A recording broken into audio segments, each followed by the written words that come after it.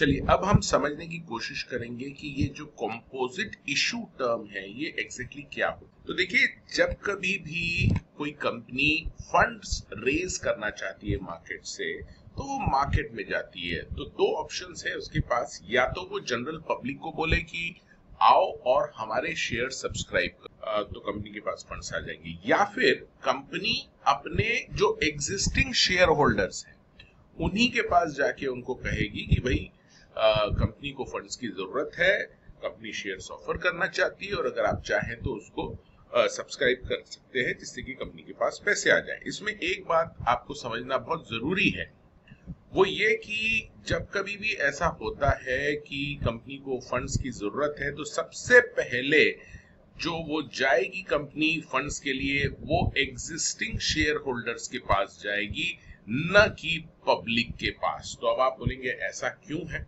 तो इसके लिए एक बहुत ही बेसिक सा लॉजिक है, वो आप समझ लीजिए। कोई भी एक फैमिली है, मान लो फैमिली में 3-4 मेंबर्स हैं और किसी भी एक पर्सन को या उस फैमिली में पैसों की जरूरत है, तो क्या वो फैमिली बाहर जाएगी पहले या अपने ही घर में जो लोग हैं उनसे वो पूछेगी? सबसे पहला जो अधिकार रहता है फंड्स प्रोवाइड करने का, वो खुद फैमिली मेंबर्स करें, और अगर वो नहीं कर पाते तो वो व्यक्ति बाहर जाके बाकी लोगों से पैसा उठा सकता है, ले सकता है, मांग सकता है।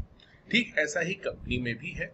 ये कानून है कि कंपनी को जब कभी भी फंड्स की जरूरत होगी तो कंपनी सबसे पहले जो अप्रोच करेगी वो शेयर होल्डर्स को, जो उसके एग्जिस्टिंग शेयर होल्डर को, और जब वो उनको अप्रोच करती है और जो ऑफर करती है शेयर्स फंड्स के बदले, उसको कहा जाता है राइट इशू या राइट शेयर्स। और अगर शेयर होल्डर्स कहते हैं कि भाई हमारे पास तो अभी इतना पैसा नहीं है कि हम सब्सक्राइब कर सकें शेयर्स, और तो वो अलाउ करते हैं कंपनी को कि वो पब्लिक के पास जाके पैसा जुटा सके, तो इसको हम बोलते हैं पब्लिक इशू। ठीक है, तो यहाँ पर सिचुएशन ये है कि कंपोजिट इशू है। इसका मतलब कुछ पैसा तो कंपनी रेज कर रही है अपने एग्जिस्टिंग शेयर होल्डर से, और कुछ पैसा वो रेज करना चाहती है पब्लिक से। दोनों एक साथ एक ही इशू में दोनों हो रहा है, तो यहाँ पर इसे कंपोजिट इशू कहा जाता है।